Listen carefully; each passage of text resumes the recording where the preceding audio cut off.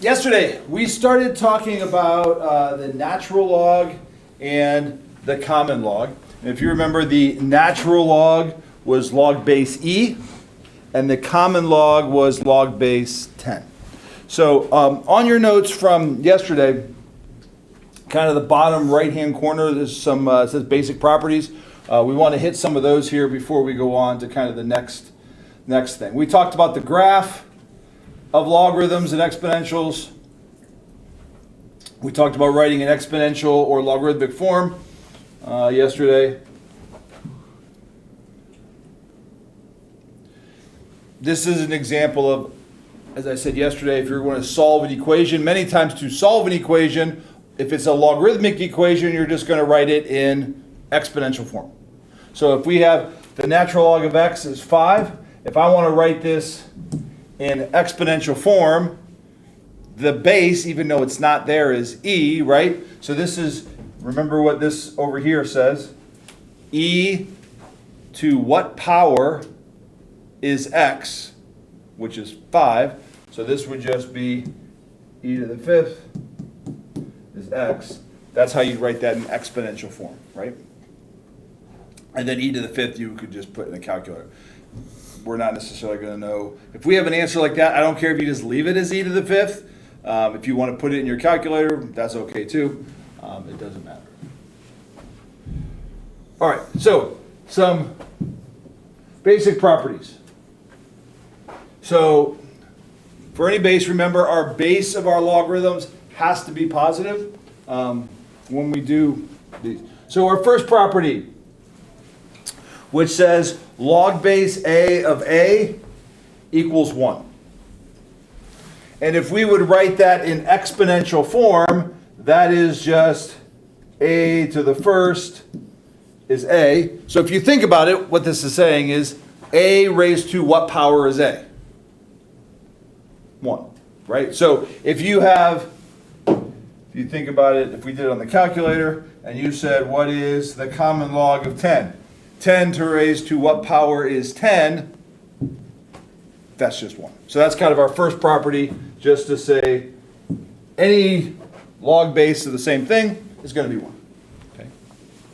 Second one, log base a of 1 equals 0. Once again, if we write it in exponential form, this is a to the 0 equals 1. Anything to the 0 power is 1, right? Especially a's got to be positive, so we don't have to worry about 0 or negatives or anything that can mess it up. So that is anything to the 0 power is 1. So anytime you have a log base of 1, it's going to be 0. Our next property, log base a of a to the x is just x. So if you wrote this in exponential form, this would be just a to the x equals a to the x. Give you another example here. Let's say we had this. Log base 3 of 3 squared. Now, based on that property, that would just be equal to what? 2. Now, one way, if it's numbers, we can think about this. What is 3 squared? 9. 3 to what power is 9? 2. So this is saying, if you said this in words, it would be 3 to what power is 3 to the second power? You can see your answer is just going to be that exponent right there. Okay.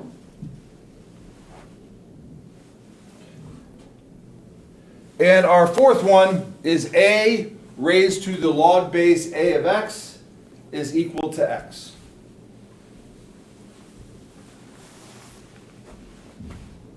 So let me do an example of what that would be. So we see it. So let's say I have,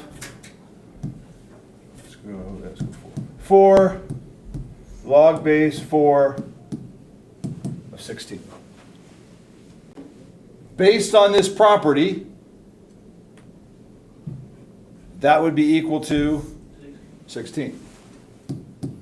So if we actually work through it and see what happens, this is 4 to what power is 16? 2. So then this is just 4 squared, which is 16.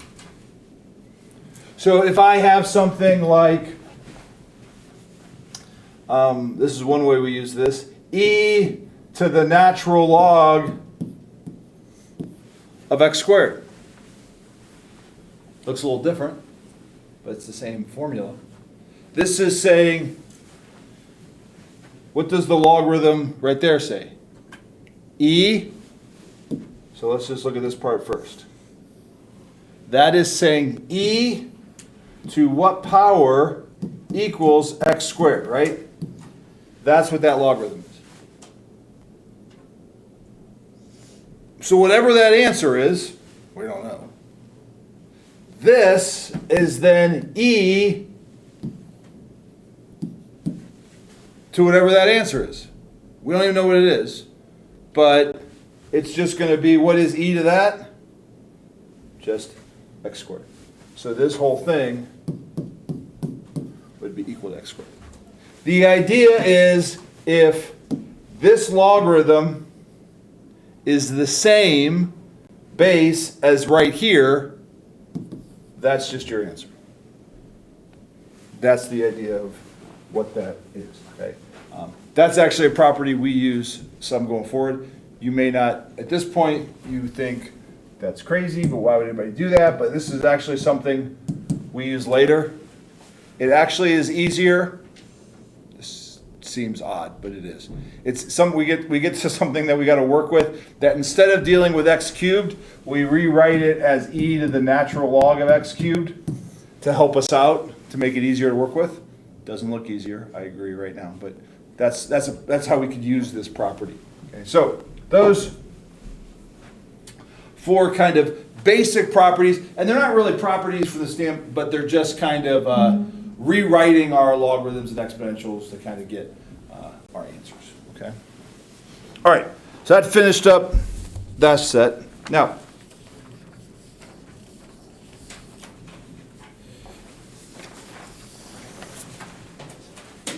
this set looks almost identical on the front, but it's a little.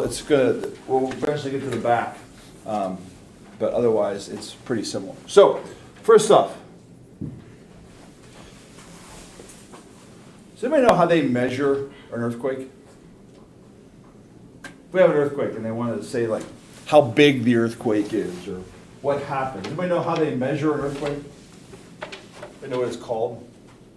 Is it the Richter scale? Richter scale, yes, right? The Richter scale. So the way they measure earthquakes is something called the Richter scale.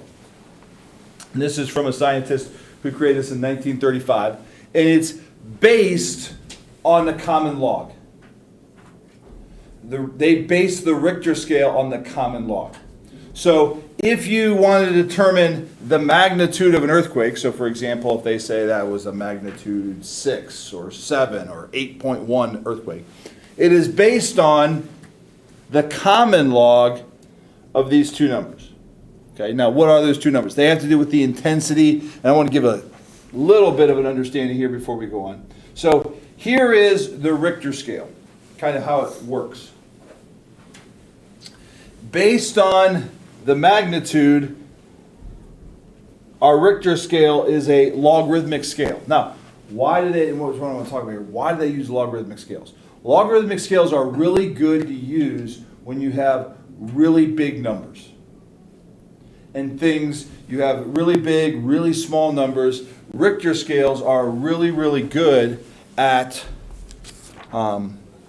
showing those things. So, let's look at what this is showing here. So over here, this is microns of amplified, and I'm not going to get into the details of this. This is how much the ground moves over here, right? And then this is the magnitude scale over here, and this shows you some earthquakes. there's not many here that, we've been around for, but there's a whole bunch of famous earthquakes over there that go all the way up. Now, to give you an idea of how this works a little bit, let's imagine for a second we're going to use the metric. This is not correct, what I'm about to say. But it gives you an idea of the scale. Imagine a magnitude 1 earthquake. The ground moved 1 millimeter. Right? So that's how much the ground was shaking. Make sense? A magnitude 2 earthquake, it would move 10 millimeters. So now that's a centimeter, right? A magnitude 3 earthquake would move 100 millimeters. So you can see it's going up pretty quick. What would a magnitude 4 earthquake be? 1,000. So 1 is 1 millimeter, 2 is 10 millimeters, 3 is 100 millimeters, 4 is 1,000 millimeters. What's 5? It'd be 10 of these sticks, right? What would 6 be? Can you see how it gets really big, really fast? Right? The amount. So what happens is the difference between a 3 and a 4, you're like, 3 and 4, that's 1. What's the big difference? The difference between 3 and 4 is like this versus the whole meter stick. Huge difference, right? Because it's based on the common log, it's by multiples of 10.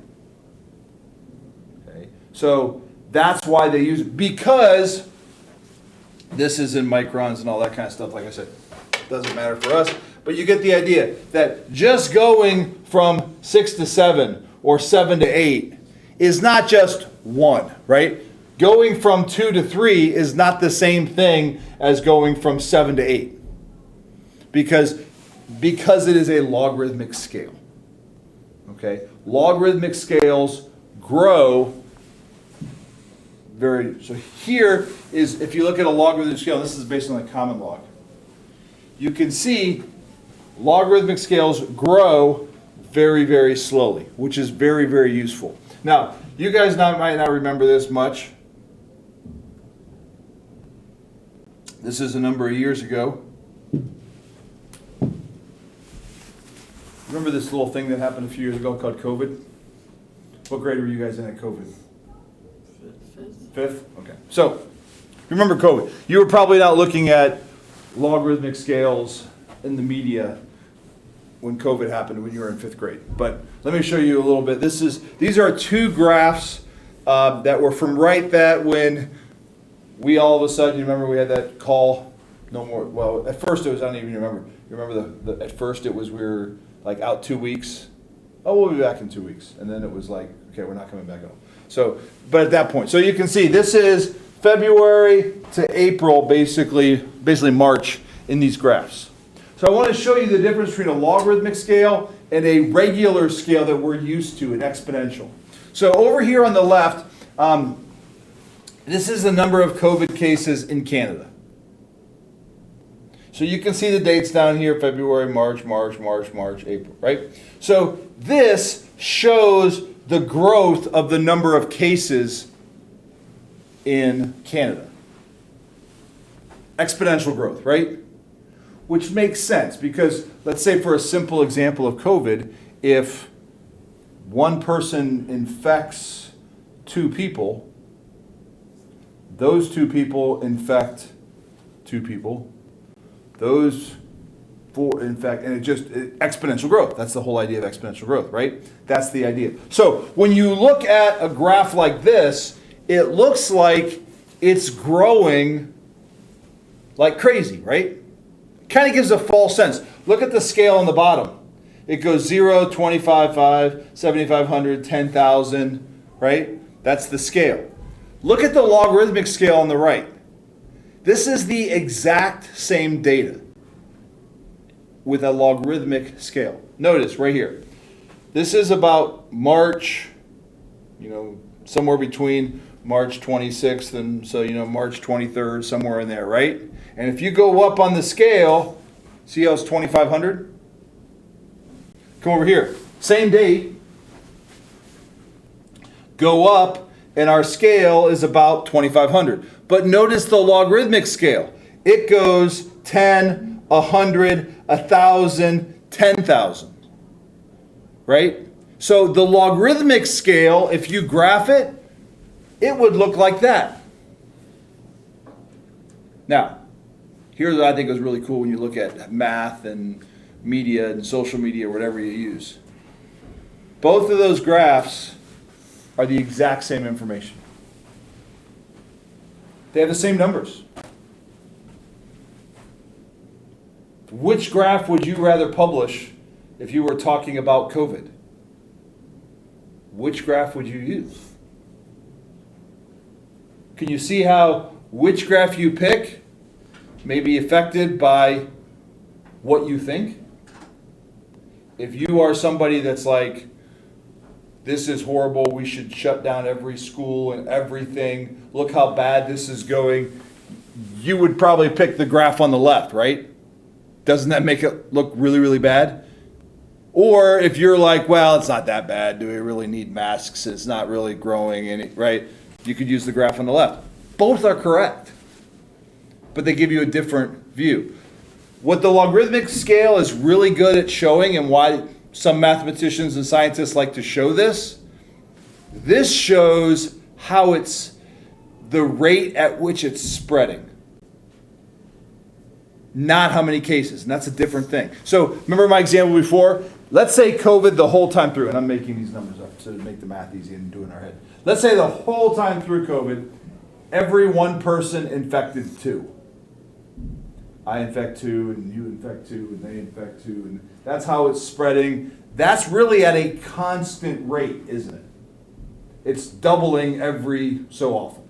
That's a constant rate.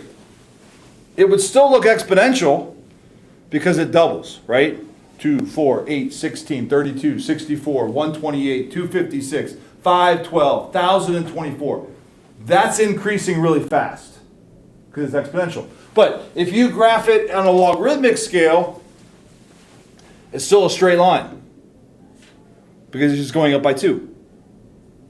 What the logarithmic scale is, let's say instead of that, let's say it went, you infect 2, infect 2, infect 2. All of a sudden, it increased and it went to each person infects 5. So it went to 5, 5. Now each person's infecting 10. Do you see how that is even going up faster? By you get more? If that was the case, this wouldn't be a straight line. So even though cases are going up, the logarithmic scale shows you what's the rate that it's going up. This just shows you the number of cases. And yes, it's going up, but if it's in a straight line, that means and one way to think about this is biologically, how infectious it is. That makes sense? If it goes up in a straight line, then you know it's not any more infectious. It's just the number of cases are growing, right? So that's logarithmic scale, okay? So that's an example from a graph from that. But let's look at our Richter scale. So now we're on the back of the notes. So if you look at your Richter scale, as I said, we have the common log of I divided by S. S is the standard scale, so to speak. If you go back to, where's it at? If you go back to this, it's kind of the standard amplitude, ground, whatever, wherever you're at, right? You're measuring, this is just what the normal is. And then you put the intensity of the earthquake, right? What's the intensity? So, if it's the standard over standard, that's the common log of 1, and we just looked at our properties. The log of anything of 1 is always 0, right? 10 to what power is 1? 0. So there's no earthquake at all, right? If you have something like San Francisco, 2 San Francisco earthquakes, 1906, 8.3, that means the intensity of that earthquake divided by whatever the standard is, and you take the log, it's 8.3. Other earthquake in 19 89, 7.1. Does anybody know anything about the 1989 earthquake? Obviously, that's way before you guys, but I don't know if you. It was a very interesting one. I remember that earthquake. I did not live in San Francisco. That earthquake happened during the World Series. Like they were I was watching the baseball game in San Francisco live when I was at that. I was in high school at that point, but it was watching the game, and during the game, they got hit by this massive earthquake, like live on TV while you're watching the game. Like all the players